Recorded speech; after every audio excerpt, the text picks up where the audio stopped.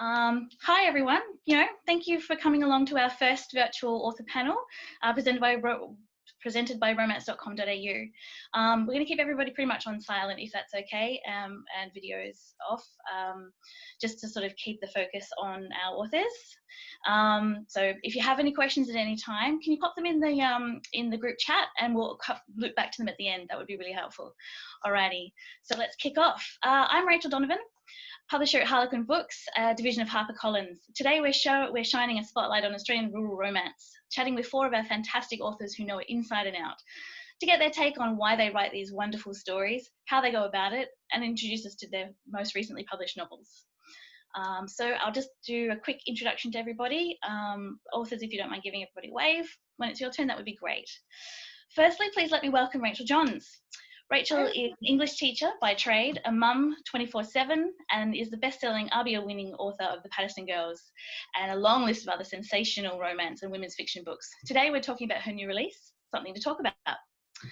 Next, please welcome Alissa Callen, a US Today bestseller. Alissa Callen also was previously worked as a teacher and a counsellor, now living amongst a real backdrop of remote areas and small towns, juggling family and renegade farm animals. She's written numerous novels, including the one we're talking about today, The Boundary Fence. And hello and welcome to Penelope Janu. Penelope is a lawyer with an interest in social justice issues and the environment. Penelope writes contemporary fiction about clever and adventurous women. The author of 3 rural romances, In at the Deep End, the Ruby-winning On the Right Track, and her recently published novel that we're talking about today, Up on Horseshoe Hill. And rounding out our panel, please welcome Nicola Marsh. A physiotherapist for 13 years, Nicola now writes full-time while raising her 2 boys. She's a US Today bestseller, a multi-award winner, and has a long publishing career of over 70 novels published across all streams of fiction, including her first rural romance, Long Way Home. So that's our panel. Welcome, authors. Thank you for your time today. So let's move to some questions. Okay, so firstly, could you give us a 1-minute insight into your book and introduce the star of your story? Rach, can you kick us off, please? Sure. Well, everyone's heard of love at first sight, right? Well, Something to Talk About is more hate at first sight, or not maybe quite hate, but it's a story of Tabitha, a dairy farmer, and ice cream maker, which is very important. Tabitha lost her arm in her teens and has lived in the small town of Walsh for her whole life. And it's also about Fergus, a primary school teacher who comes to town for a short-term contract. Tab's been unlucky in love her whole life, but she's recently decided she's going to follow her dreams of becoming a mum on her own. So the book opens with her sort of announcing that she's pregnant by donor sperm, and Fergus arriving in town. And Fergus has also been very unlucky in love recently, and he is hoping to lay low kind of and sort of just recover from his heartbreak and his betrayal in the small town of Walsh. Of course, I'm sure many of you probably have lived in a small town and understand what it's like. As a newcomer, especially a sexy single male newcomer, it's kind of hard to stay under the radar. So everyone's curious about Fergus, especially the single women in town and the mums of single women. And they're everyone pretty much has their sights set except Tabitha, our heroine. But she's a really good, kind-hearted person, so she thinks she'll kind of warn him about all these women. Let's just say it does not go according to plan and they get off on the wrong feet. And, it kind of goes from there. They constantly have a lot of playful banter between them because they're continually getting thrown together despite their best intentions to stay apart. So that's something to talk about. Thanks, Rachel. Alissa, do you want to share us yours? I just also wanted to say hello to everyone, and thanks for tuning in, and also just to say that wherever you are, I hope you've been keeping well and warm at this time. And I hope you also didn't have technical problems like me this morning. So my book, The Boundary Fence, is a story about hope and healing and having the courage to face the past. For anyone who's familiar with my Woodley world, which is the world of windmills and yarn bombing, Ella is the local vet in town. Now, the scars that Ella carries are on the outside as well as the inside, and she has zero interest in any relationship until Saul Armstrong moves next door with his bison. Now, as well as being a romance, The Boundary Fence actually has a thread of mystery, and so Saul and Ella work together to discover what happened to a teenager who who disappeared decades ago from her farmhouse on a summer's night. So we have lots of layers of romance and layers of mystery. I'm done. Thank you. Thank you, Alissa. Penelope, can you share us next, please? Oh, yeah. Good morning. It's lovely to see all those faces and names and everything down there. Up on Horseshoe Hill is a story of Jemima Kincaid, who's a 27-year-old farrier who shoes horses for a living in country New South Wales. But she also treats hoofed animals like giraffe and elephant at an open plain zoo. Her path to love with Finn Blackwood, who's a geneticist and also a wild animals vet, is complicated by personal challenges, the emotional scars that Jemima has suffered in her life through the loss of her parents, but also her learning difficulty as she has severe dyslexia and struggles to read. No. Thanks, Pen. Nicola, please. Hi, everyone. Long Way Home is a small town romance about second chances and finding your way back home. Our star of the story is Ruby Aston, who actually flees the hometown that she doesn't like. And she actually flees it when she's 18, but then she actually comes back to Brockenridge 11 years later after her mum dies. And she actually finds out that her mum owns the roadhouse. Ultimately, Ruby's quite lost and she's searching for something, but she's not quite sure what she's looking for. And by the end of the book, she finds it. Lovely, thanks, Nicola. Question number 2. All your books share an emphasis on Australian culture and setting. Why do you love writing this kind of book? And more specifically, what was the first spark of inspiration for your current novel? Rach. Well, I grew up in the city but moved to my first rural town when I was 25 with a new husband and a 3-month-old baby, and it was a bit of an eye-opener for me. In fact, it was quite terrifying and a shock to the system. It felt like the small town that I went into, which was wonderful after many years of living there, felt very cliquey at first and almost Big Brother-ish. I remember I'd only been there a couple of weeks maybe. I remember I had a tiny baby and my husband rang me up from where he was working in the supermarket and he said, "Why are you still in your pyjamas?" Because I'd taken my bin out to the road in my pink pyjamas, and someone had obviously said to him when they went into the shop, "Oh, I like your wife's pink pyjamas." So I learned pretty soon that everyone kind of is in your business in a small town. But I also, during my time in the 2 small towns that I lived in, I saw, the really good elements and bad elements of living in a small town, but the positives to me far outweighed any of the negatives.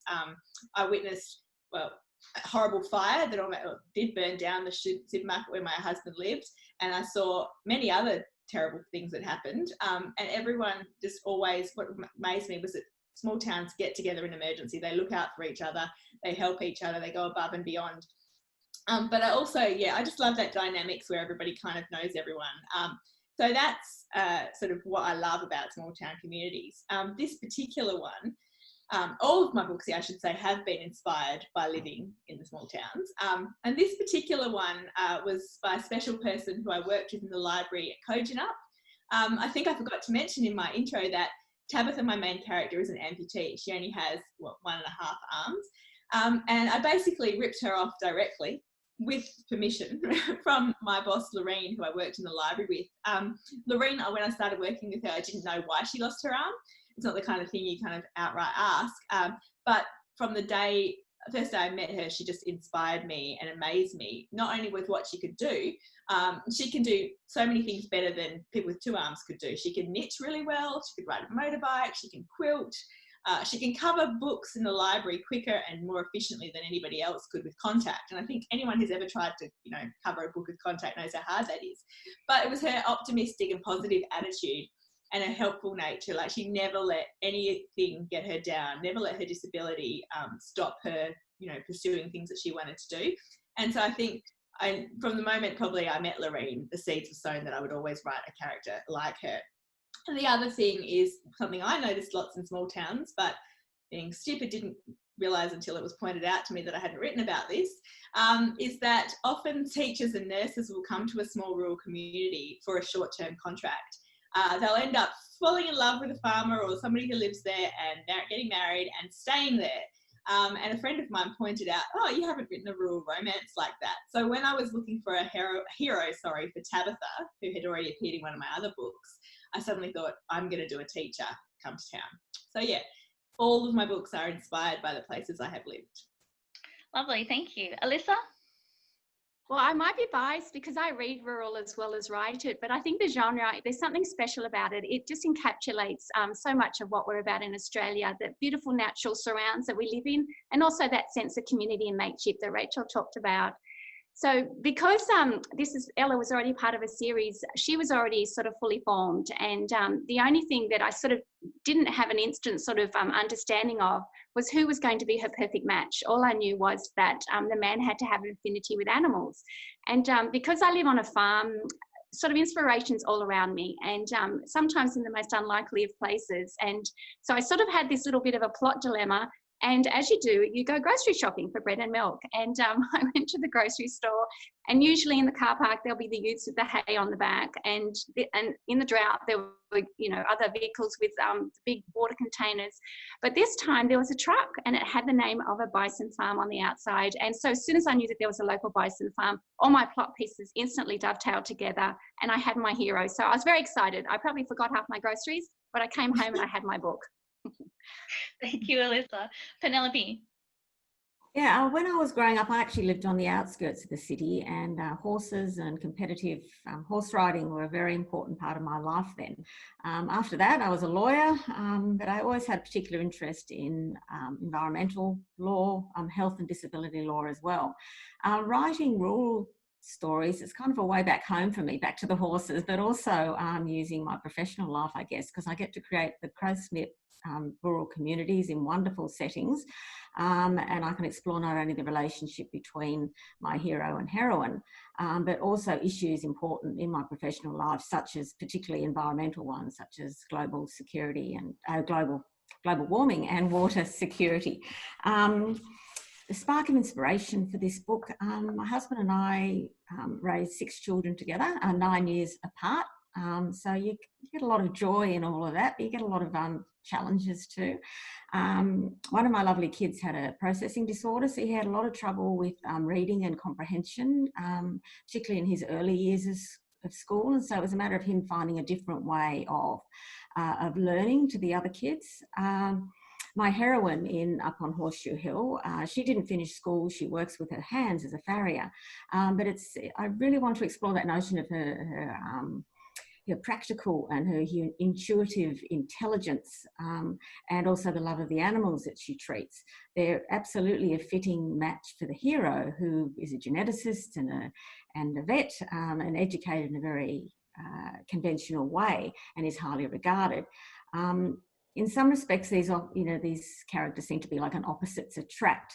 But on the other hand, I think in many ways, what I really wanted to portray, and I think what the relationship portrays, is that they're equal in absolutely every way that matters. And they really complement each other, and they really have a great respect for each of their specialties. And I would just mention generally that when I saw Rachel's book was featuring a primary school teacher, I actually sent her a picture of my very handsome son. It was the son who really struggled with writing, and he's now a year 2 teacher. And I'm waiting for it to be sent to the country and to pick up some lovely girl like Tabitha, actually. Lovely, thank you. Nicola? Well, I'm actually a city girl and have been my whole life. So I've always loved going to small country towns, because I think they've got a real warmth and like a certain vibe to them. And how Long Way Home was actually inspired was on a road trip to Echuca. I was taking my kids, they were quite young. And if you're taking young kids in a car, even if you're going like 3 to 4 hours, it can be a very long time. So it was about half an hour out of Echuca, and I'd had the "Are we there yet? Are we there yet?" over and over again. And I thought, you know what? I'd love it if there was some sort of like roadhouse here that we can just stop in, like the roadhouses in Europe, which I saw a long time ago, where you walk in and they're really warm and they're filled with the aroma of fresh bread and there's lots of Swiss chocolate and really yummy hot meals. And I thought I'd really, really love to have that now. And that's how the idea for Long Way Home was born. Thank you, Nicola. Next question. How important is getting to know the place or places featured in your book? Is there research you've had to do while writing? Rachel. Well, I cheat a little in that all my rural romance towns are fictional, but they are based, all of my books are Western Australian towns, and so they're based on places that I have already been or lived in. And the reason I do that is because I don't want someone who does live in the town, if I'm writing about a real town, to say, hey, no, those people don't own the grocery store, or you've put 3 pubs in a town that's only got 2. And I want to be able to add things that work for my story and, not be told that I've done it wrong. So I make up a whole new town. But I base that town in a real location and kind of ground it with towns around it that are real. So all of those towns I've been in. My Bunyip Bay series is set in Dongara, which is about 4 hours north of Perth.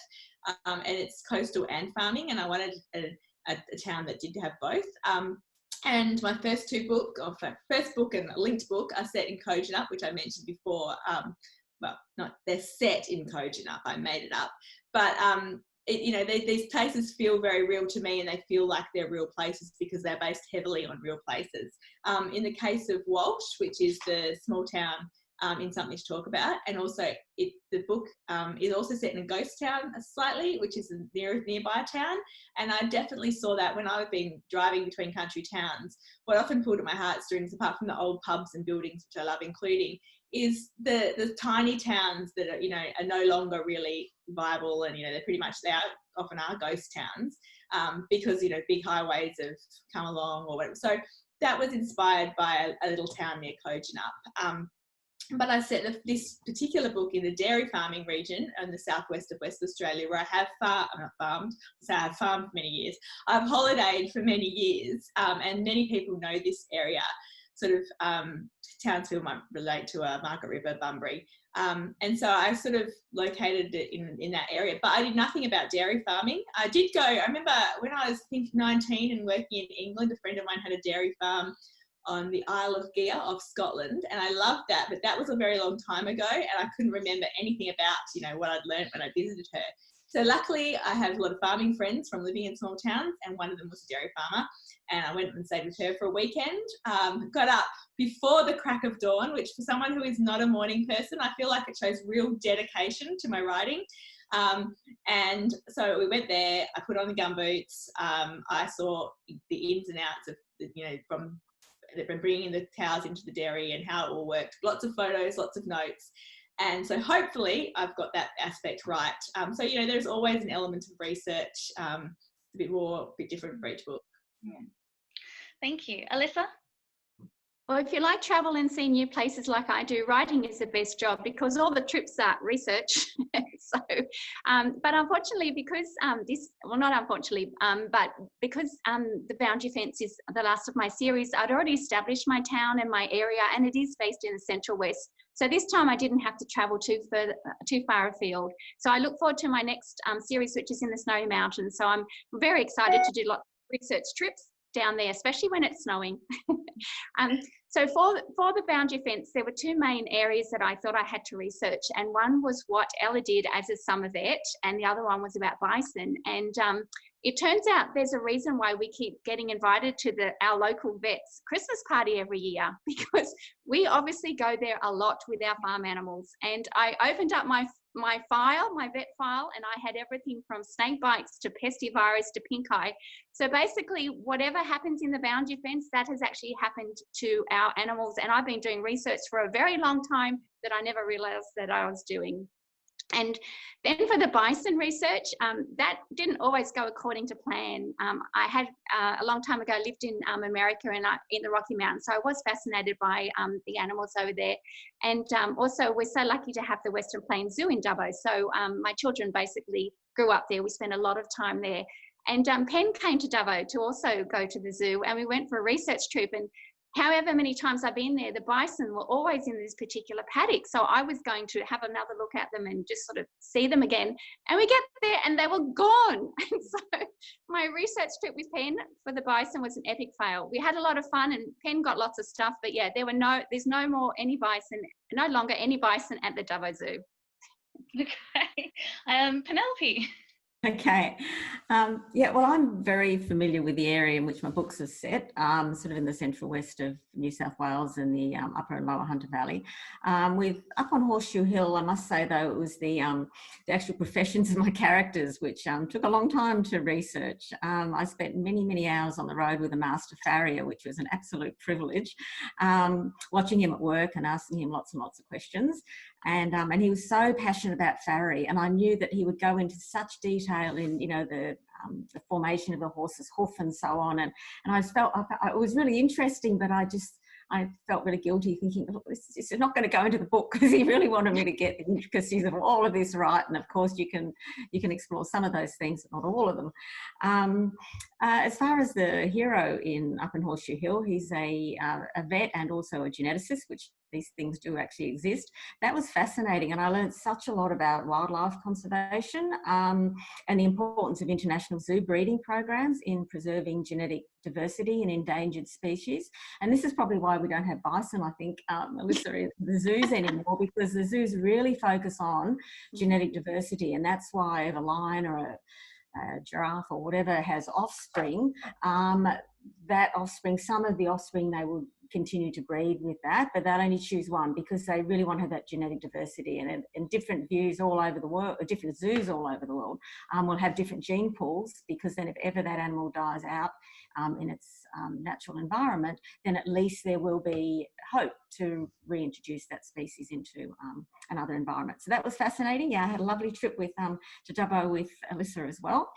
And also, vets, wildlife people were really fascinating. I got to go to Taronga Zoo, and the zoo surgeon there actually took me into the operating theatre at Taronga and showed me this snake, which they had great trouble in anaesthetising, because you kind of have to put these tubes all the way down the snake's throat, which seemed to be complex. But anyway, so yeah, quite a bit of research, which was a pleasure to do in this book.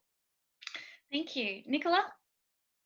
Well, with Long Way Home, I've always loved Echuca. My folks used to take me there lots and lots of times, and I've taken my kids there. So I planned on actually setting Long Way Home in Echuca, but then, like Rach said, I thought, do you know what? I'll have people saying, oh, but that pub's not there anymore, or that bank isn't there. So I actually invented the town of Brockenridge. So it actually is Echuca, but on a much smaller scale. As far as first-hand research goes, there's a fantastic cafe in Echuca, which I had to go to over and over again to have these amazing scones. So it's a hard job, but somebody's got to do it. Thanks, Nicola. Next question. The bumpy journey through love is integral in real romance, but so too are the friendships and the community around your characters. How does that come out in your books? Rachel? Well, I think I mentioned how much I love the community in small towns, so it's always very important to me. In this particular book, Tabitha is a huge part of her community. She's one of those people that has her fingers in everything in there. So she is, not only does she is she active in helping coach her nephew's sport, which gets her in interacting with the hero. She's on the local agricultural show committee, which is an integral part of this book, but also in the towns that I've been in, particularly Kojonup, it's a really big part of their year, and it takes a lot of organising, and there's a lot of key people doing that. So you see her interacting with these people, and she also attends, which is probably one of my favourite parts of the book to write, a regular knitting club.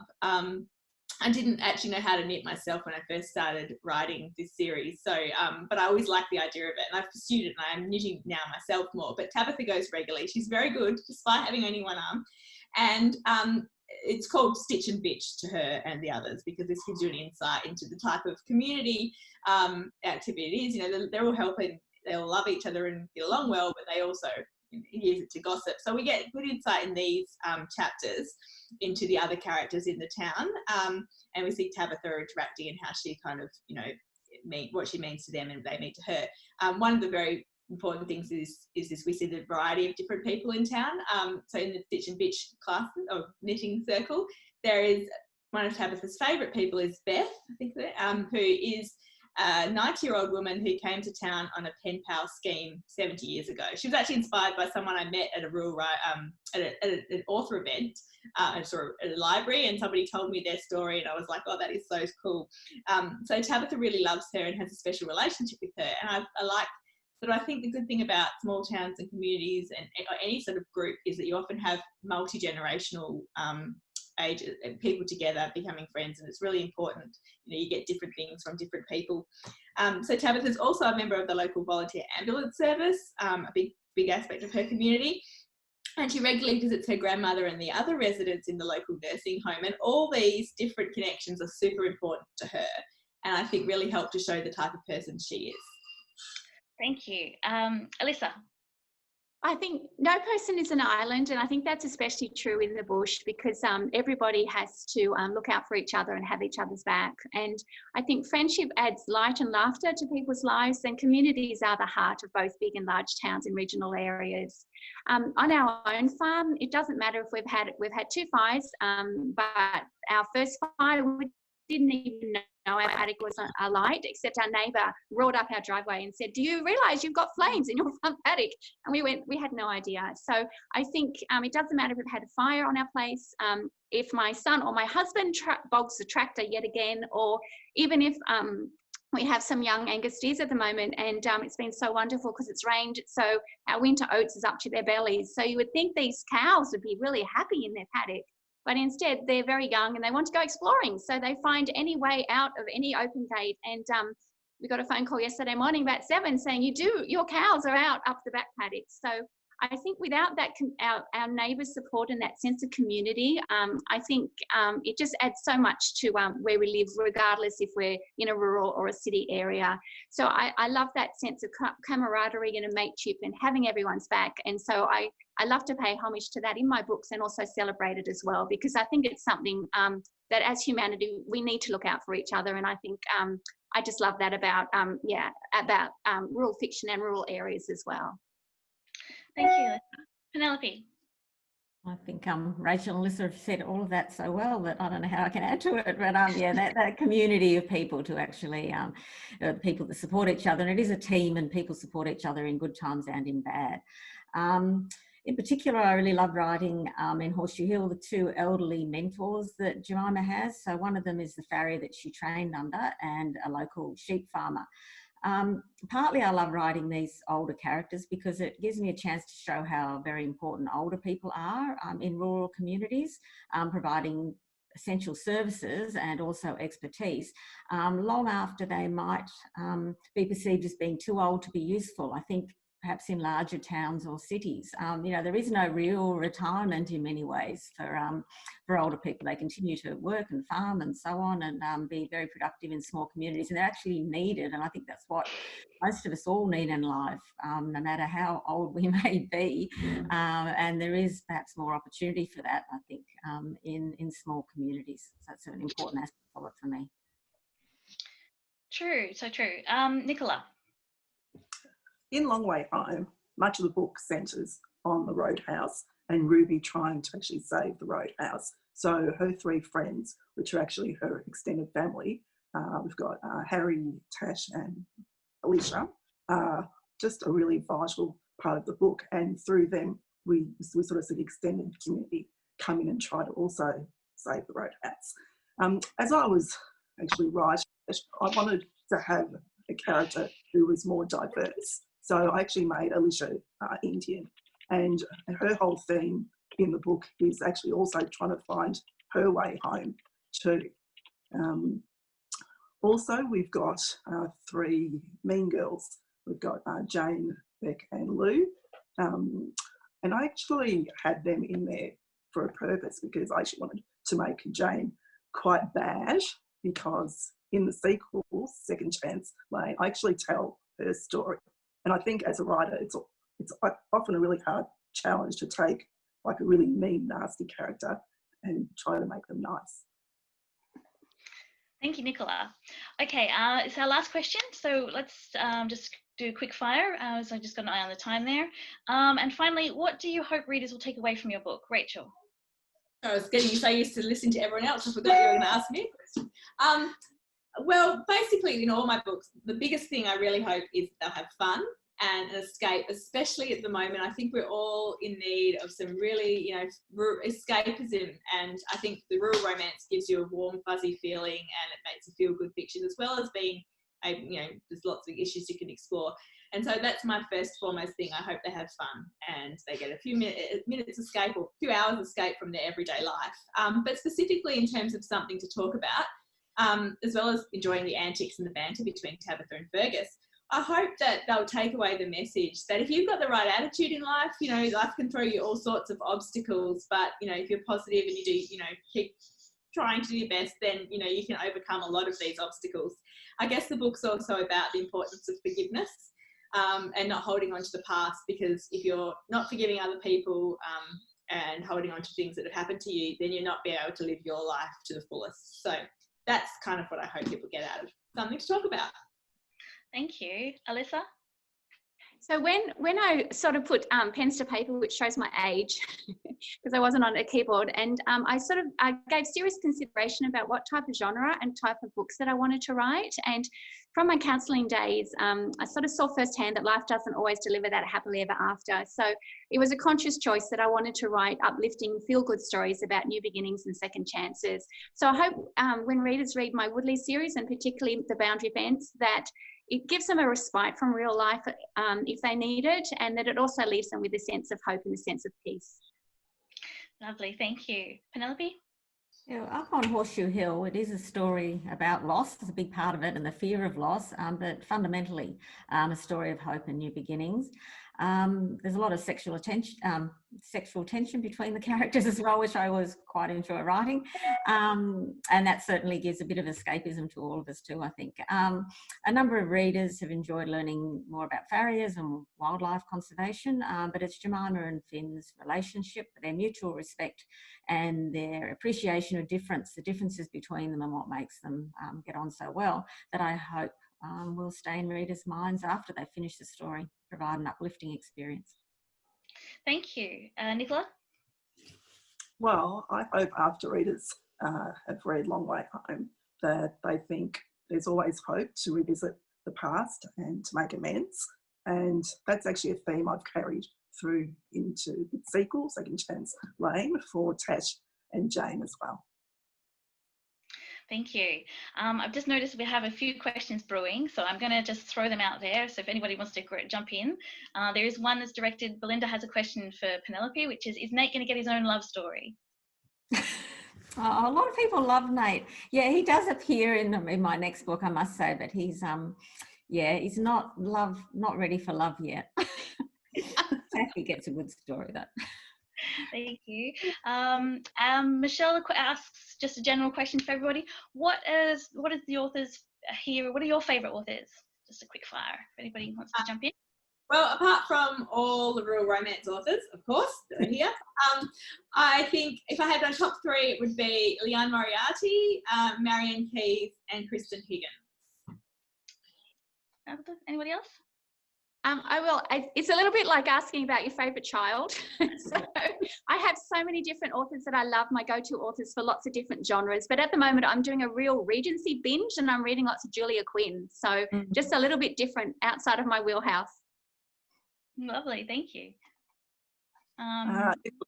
It was me. If I had to pick my top three, it'd probably be Barbara O'Neill, Susan Elizabeth Phillips, and Lisa Gardner. And of course, all of your lovely books. Question from Helen from Facebook. When you finish writing a book, do you have a break, or are there characters and ideas bouncing around in your head for the next book? Anybody want to take this one? Sorry,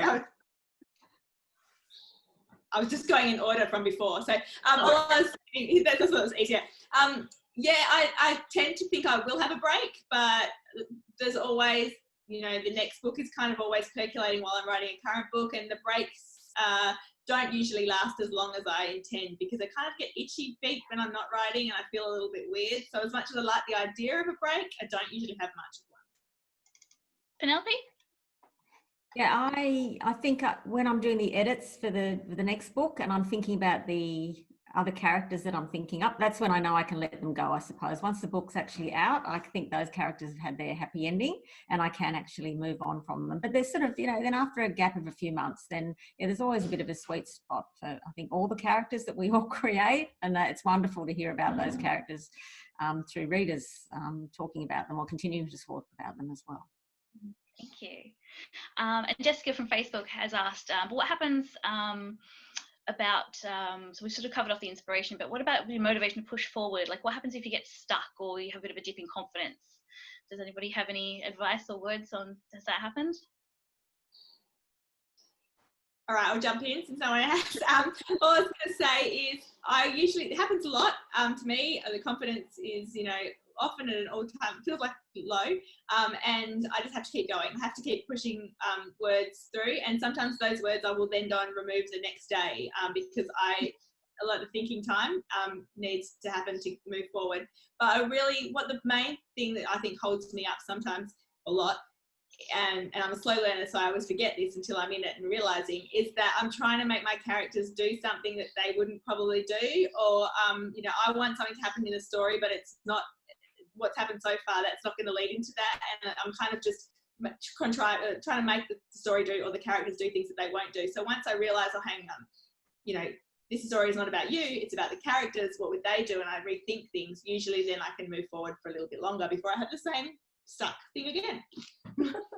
Thank you. And last question, I think, from Facebook, from Diane. She asks, how do you keep the women strong? Does anybody want to take this one? No?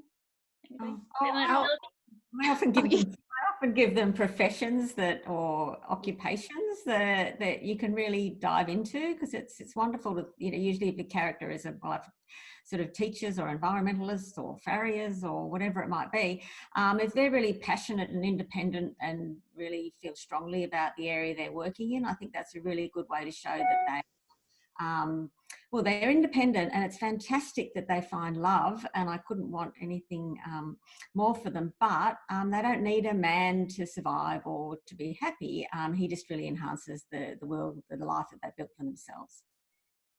Well said, thank you. All right, I think we're sort of running out of time. Unfortunately, I haven't had a chance to get to every question. Apologies to anybody whose question didn't get asked. But I just want to thank all the dear authors for their time. I think viewers will agree this is a great snapshot of what makes rural romance so special. And I just remind everyone, all these books are available purchased from bookstores, including those who offer home delivery. And of course, you can buy the ebook from all good retailers. So I think it's time for us to wind up. Thank you very much, everybody, for coming and for tuning in. And we'll say goodbye.